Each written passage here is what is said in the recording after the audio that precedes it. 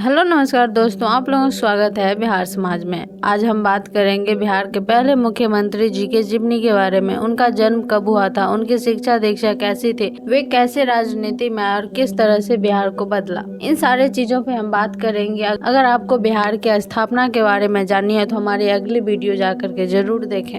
चलिए चलते हैं टॉपिक की ओर। आज जब नेता वादा करते हैं तो जनता हंसती है, क्योंकि अब हम सबको पता है राजनीति अब सेवा नहीं सौदा बन चुकी है। लेकिन एक जमाना था जब नेता जेल जाते थे देश के लिए, ना कि जमानत के लिए। और उस दौर में बिहार की धरती ने एक ऐसे बेटा दिया जिसने अपनी जिम्मेदारी पूरी ईमानदारी से निभाई। नाम था डॉक्टर श्री कृष्ण सिंह, बिहार के पहले मुख्यमंत्री। उनका जन्म 21 अक्टूबर 1887 को नवादा के खजौरी गांव में हुआ था। एक साधारण परिवार था, लेकिन सोच बहुत बड़ी थी। बचपन से ही गंभीर स्वभाव और अध्ययन में रुचि रखने वाले छात्र थे। उन्होंने पटना कॉलेज से बीए किया और फिर कोलकाता से कानून की पढ़ाई पूरी की। वे एक सफल वकील बन सकते थे, लेकिन जब भारत माता की बेड़ियां देखी तो वकालत छोड़ दी और वचन लिया आजादी की लड़ाई में कूदने का। 1916 में महात्मा गांधी से मुलाकात हुई, वहीं से जीवन की दिशा तय हो गई। उन्होंने चंपारण आंदोलन में भाग लिया।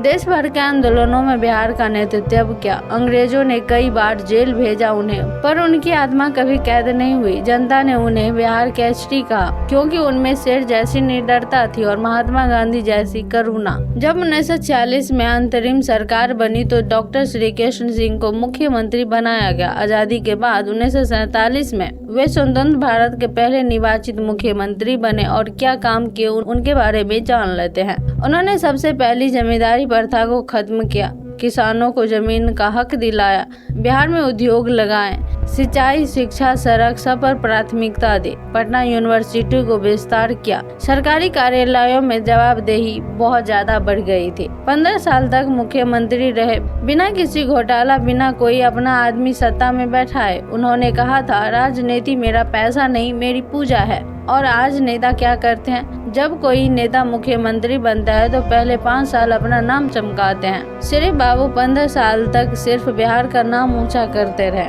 श्री बाबू का जीवन जितना बड़ा था, उसका स्वभाव उतनी ही विनम्र था। उनकी पत्नी कृष्णा देवी बिल्कुल पर्दे में रहने वाली औरत थी। उनके बच्चे कभी चुनाव नहीं लड़े, क्योंकि उन्होंने सत्ता को विरासत नहीं, सेवा का माध्यम माना।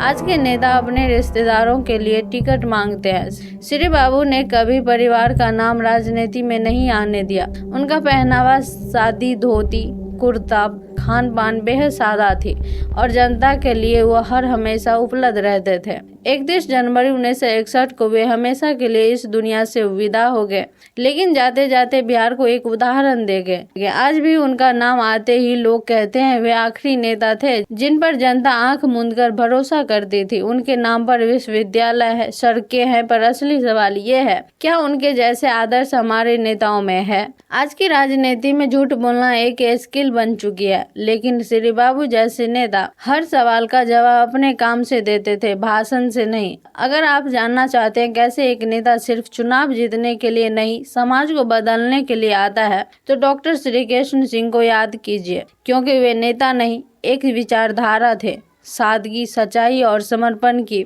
जय हिंद, जय बिहार।